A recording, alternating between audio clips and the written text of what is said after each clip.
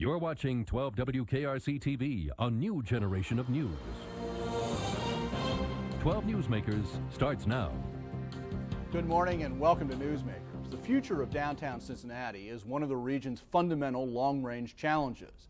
Add the riots of April to deep structural issues, and the challenge could become a crisis. Attracting people to the Taste of Cincinnati and other summer street festivals has become the short-term symbol for the ongoing viability of the downtown. But the issues run much deeper. To talk about the challenges of promoting downtown in the short run and the long run, I am joined this morning by Rick Greiwe, the president of Downtown Cincinnati Incorporated, or DCI. Rick, welcome back to Newsmakers. Thanks, Dan. You know, the impact of those April riots, pretty deep. I mean, people really responded to that. In the short term, what are you doing to try to repair some of that, attract people back, reassure people? Well, the impact is still being felt. Less people are visiting over the Rhine and downtown, and this is where our community's most valued assets are. You know, Music Hall, Aronoff Center, Finley Market, and they're one-of-a-kind assets in our region. Now, you say less people, fewer people are visiting. Yes. Do you have any statistics on that? Well, the statistics come from each of the institutions. Museum Center is a good example. Their attendance was off 40%. And luckily, this promotion that started last week with a free weekend at Museum Center, they attracted 13,000 people over the weekend. And last year, same time, there was about 2,500 that came to the Museum Center. So the invitation is for everybody from Cincinnati to come downtown where we can all get together, diverse people. What about businesses? Well, that's the whole strategy behind this is these major attractions are all surrounded by businesses that rely on people, you know, dining before a show or shopping when they come to do other things downtown. So each of these weeks are featuring not only area attractions, but the businesses that surround them. Yeah, so you were mentioning the Museum Center last weekend. The Art Museum has announced open attendance for some long period of time. Each of the 6 weeks have a different message. The first one was the Museum Center and family attractions downtown, family-friendly restaurants. This week it's been vacation in your own city, and the phones have been ringing off the hook all week for special packages people can buy for $99 to support the hotels and some of the downtown attractions. Then the next week it's the Art Museum's announcing a free summer admission, and also the Contemporary Arts Center and Taft will be free for 1 week from June 23rd for a week. And that'll feature dining and arts. Then the next week it's Finley Market, celebrity chefs, and all the old businesses that have been in downtown as long as Finley Market. Then the next week it's Final Friday and Main Street, and celebrating the art galleries and all the artists that operate out of Pendleton.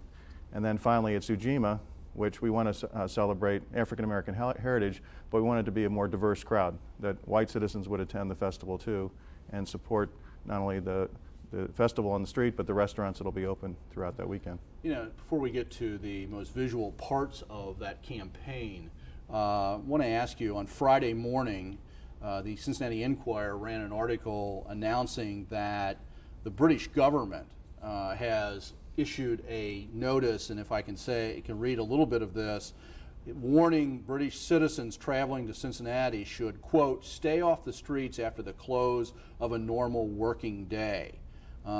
Tensions remain high. The warning says anyone intending to visit Cincinnati in the immediate future and who remains unsure of the situation can contact the city of Cincinnati itself. What do you respond to this kind of notice? This points to the power of the media. I mean, that one shot of one burning building in Finley Market was shown worldwide. And now people have this perception that there could be a riot that could break out any day in Cincinnati. And that's not the case. So our job is to convince area residents that downtown is their heart of their region. It's safe, and it's a place where we need their support if you want to continue to enjoy these attractions and these assets that are one of a kind. Do you have any ability to contact, or does the city have any ability to contact the British government? I'm sure that's happening. The Chamber of Commerce and DCI will respond to that. But again, I think it points out to what we all have to do personally. We really have to enlist every citizen to personally, come downtown to dine or come downtown to support their family favorite arts organization, because again, the media is quick to cover the bad news, and we have to work very hard to earn people's confidence back, and it's going to take people individually choosing to support downtown instead of saying, well, someone else will do it. Because it's everybody's downtown. One of the things is that this campaign, besides all the events that you were talking about before, is focusing on some visual qualities. This is a ad, as I understand, I've seen it already in a couple of the newspapers, and it's running other places as well, right? This is a print campaign. Well, no, it's a TV campaign. Channel 12 has donated public service time. All the stations have, all the print outlets have, and all the radio stations have. And the theme is, we want people to come together downtown. It's the one place in the region where people of diverse backgrounds can come together, enjoy each other's company, and experience diverse experiences. So that's the message in all the print and radio and TV. Well, I'd like to take a look at that 30-second commercial that has been already running on our air, but let other people see it at this point.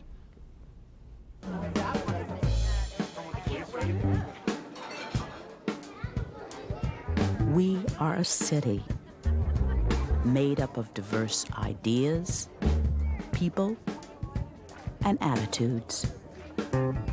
Downtown is a place where we can begin to come together. Downtown Cincinnati. Go to town. More information at gototown.com. Rick, obviously that had to be put together pretty quick. Had you been talking about anything like that before what happened in April? No, no one anticipated the events of April, and what it did, it really changed the boundaries of downtown and over the Rhine. We began to work with Findlay Market merchants, the Cincinnati Business Incubator up there, merchants on Main, the Main Street Entertainment Group, and for the first time, all the merchant groups in the downtown basin came together to work on, what are we going to do collectively? How can we approach the media outlets as one? How can we come up with a message that's satisfactory and doesn't make light of the events that just occurred?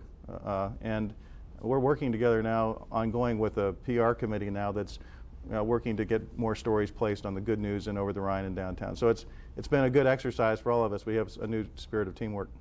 As you were talking about, we paid a lot of attention to Taste of Cincinnati, and well, let me start with this. What's your evaluation of the way that Taste finally came off?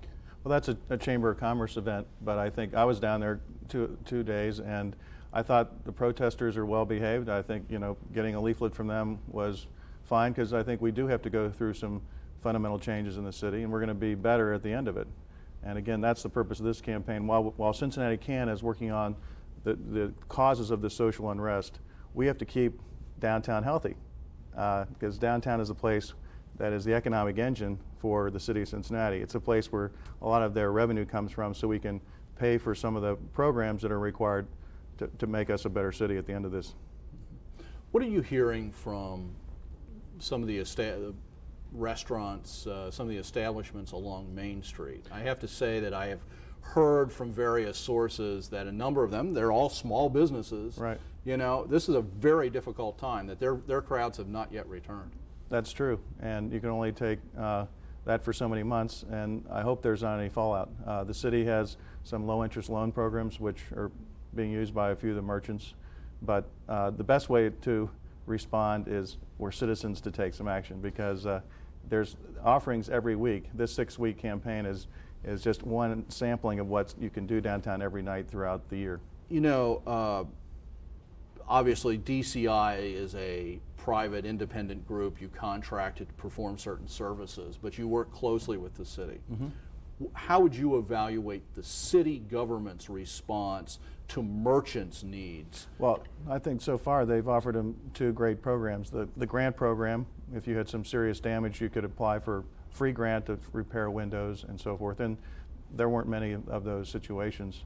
The loan program at 4% interest with very favorable repayment schedules is a real valuable tool, because you can begin to look at how you want to rebuild your business, not just from the April disturbance, but grow your business too with these loans. So I think they've been very responsive. Are and I people think taking advantage of those loan programs? not as much as we'd like, and we're going to do Why another. do you think that is? Small businesses don't like to get in debt. I mean, that's typical response of a small businessman. You know, we don't want, you know, this is a small operation. We don't want to have any obligations to anybody. And I think we have to get through the fact that this is a long-term repayment schedule and very favorable rates if they want to re-inventory, you know, do tenant improvements, do better window displays. It's an opportunity to really look at restructuring some of their business objectives. You know, a couple of bigger issues here. Were you surprised that the Director of Economic Development for the City of Cincinnati, Yvonne Kovich, announced her resignation this week? Yes, I was, but it's a tough job. There's a lot of demands on the city right now, and some of the fundamental changes we have to make to be successful require some leadership on all of our parts, the citizens, business community, and city government. Did you have a sense that she was struggling in that position, or is this a post-April situation? Everybody's been so busy the last 4 months, I couldn't tell you. I don't know. Okay. Other thing, sort of bigger contextual question is, your focus is on downtown Cincinnati, even though at many times I know you think regionally and promote that.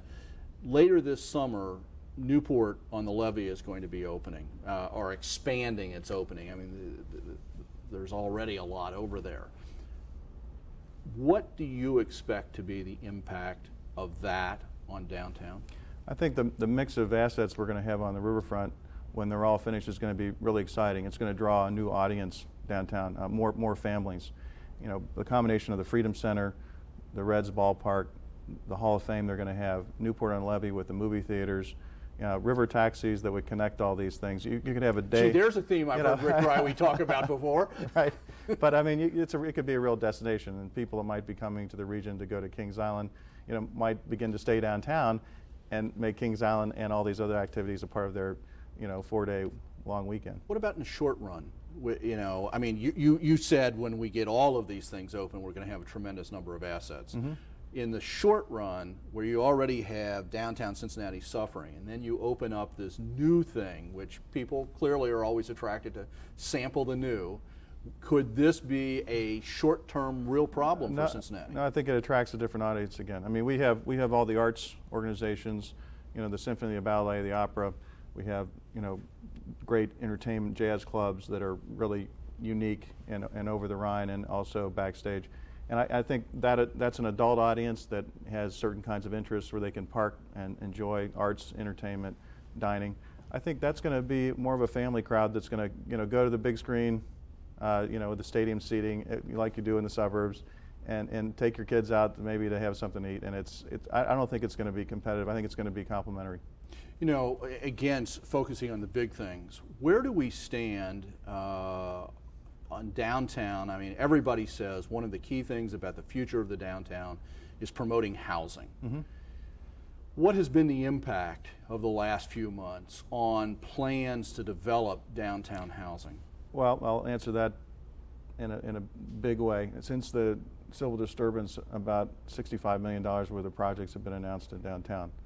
And you got to keep moving, again, with downtown's progress while you work on the causes of the social unrest, and you can't belittle that. But just to list the projects, the groundbreaking of the Contemporary Arts Center, the addition to the Taft Museum, 3 condo projects that were announced, and again, I think the long-term vitality of the downtown basin will require not only housing, market rate housing in downtown, but market rate housing in over the Rhine, and it becomes one neighborhood.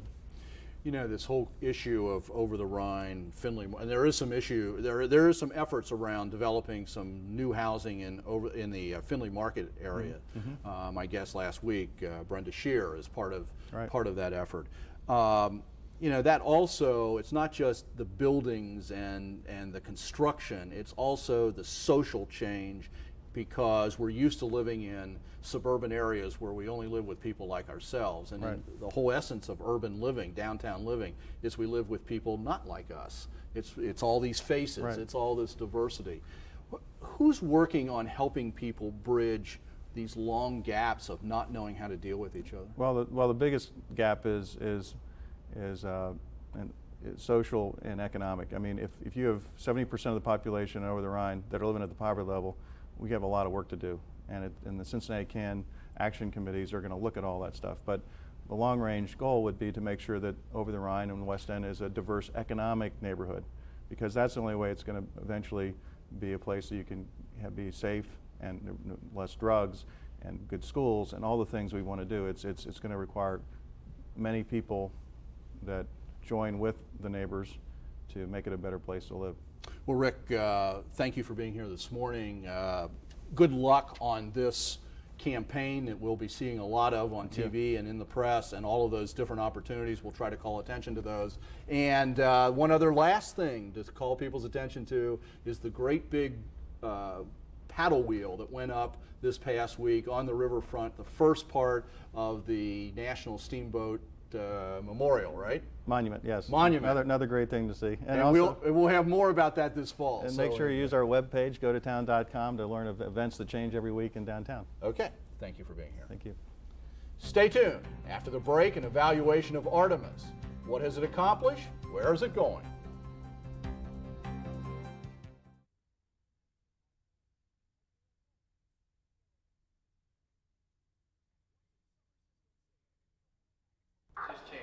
As Cincinnati drivers navigate their way through the interstate system each morning and afternoon, ARTIMIS, the Advanced Regional Traffic Interactive Management Information System, is helping smooth their commutes. Using 80 closed-circuit television cameras, 40 dynamic message signs, freeway service patrol vans, and a newly unveiled 511 traveler information hotline, the goal is to improve traffic flow, decrease congestion from construction, and increase safety and reduce air pollution.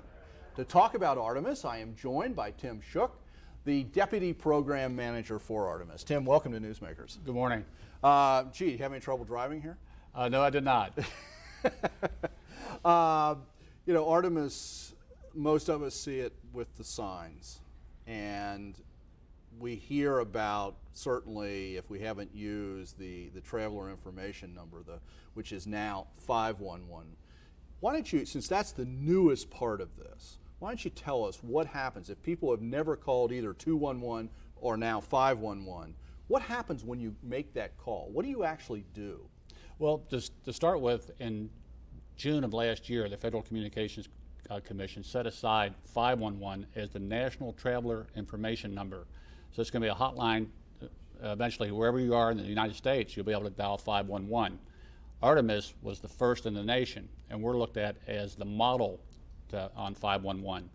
We've had 211 in operation since 1995, and to this date, we've had about 4.8 million folks take advantage of getting that information. Last Monday, we switched over to 511. And we're the first place to switch over. We're the first to switch over, and we remain the model for the United States for this. So if I've never dialed 211, and I'm sure now I dial 511, which is the new thing, what happens when I get on? What do I hear? When you punch in 511, you hear, "Welcome to the ARTIMIS Traveler Information Hotline." And at that point, then, it'll take you through a menu of prompts. So essentially what can happen is that if you're on, say, Interstate 75, you would hit 75*. You would punch that in, and you would get real-time, route-specific information for that particular segment. It's an opportunity really to know before you go. You can call the number before you leave the house, or you can call that number if you're stopped in traffic. Obviously, we're very concerned about safety and cell phone calls. You know, you've done some analysis. The system's been up and running for a number of years. I got some fact sheets about some data that's been collected about the impact of ARTIMIS. What's that data show at this point? Well, the OKI hired Cambridge Systematics to do an independent evaluation of ARTIMIS, and their task was to look at every component of ARTIMIS and what works, and if it doesn't work, let's fix it, and let's improve the whole system. What we've been able to get in the preliminary findings is that last year alone we saved over $1 million in fuel cost. Last year alone in the morning drive time we saved over 17,000 hours in trailers drive time. You save all that money in gasoline costs because people divert and don't sit in traffic jams? Is that the point? Essentially, reducing congestion, reducing secondary accidents. We've had a significant savings in terms of reduction in hydrocarbons, reduction in carbon monoxide, reduction in nitrous oxide pollutants in the air. It's been incredible. Last year we had only 2 smog alert days with no violations. Do you see this as related to ARTIMIS or related to general improvement of smog control on automobiles? I mean, how much of a factor is ARTIMIS in that? I think ARTIMIS is a very a big factor in that, because we're able to provide information to people to take alternate routes, to steer them away from incidents, to save them time, save them money, and ultimately save lives. You said that this Cambridge study took a look at what's working, and you've just described some of that, and maybe try to identify things that need to be improved. What did they identify? Are there segments of the system that need to be changed or improved? Well, the one thing that's come out is that we've not done a real good job at educating the public as to all the components of the system. People know, like you mentioned before, the overhead dynamic message signs. Right. But there's an incredible, we have a freeway service patrol system. There are the... Is that the little vans? They're the ARTIMIS CVS freeway service patrols. They operate in the morning commute and the evening rush hour. Yeah. They're certified mechanics and this they're is EMT trained. this is a little model. Tell me what you do with that. Well, this is a gift to you, and this is a little, we call it the ARTIMIS stress van, and we give these out to folks. And if you are stuck in traffic, and nobody likes to be stuck in traffic, so we're trying to reduce that frustration. But if you are stuck in traffic, you can squeeze this van and take your frustrations out on the van and not the driver in front or behind you. I need it. One of the other little components, you were talking about these vans. I think any of us who are in rush hour traffic have seen the vans. How many calls do they make? How many stops do they make? They literally, we have about 1,000 incidents per month that we log at ARTIMIS, and that's anywhere from a serious auto accident to debris in a roadway to a deer being struck. What about these little signs that we see in the middle of the expressway which tell us that we're at 9.2 miles or 9.3 miles or whatever? You know, I have to tell you, I've heard people say, gee, this is overkill. What do we need these things for? Well, actually, they have been an absolute blessing for emergency responders. They are probably the best bang for the buck in terms of low cost, low technology that we have available. Essentially what happens, and especially with the proliferation of cell phones, if we have an incident on the roadway, the communication centers will receive maybe anywhere upwards to 40 telephone calls for the same incident, and they may get as many as 20 different locations. With these highway reference and ramp markers, about every 500 feet, you can actually stand at one and see the next one. We can pinpoint the location of the incident. That way we can get the right people there in the quickest amount of time.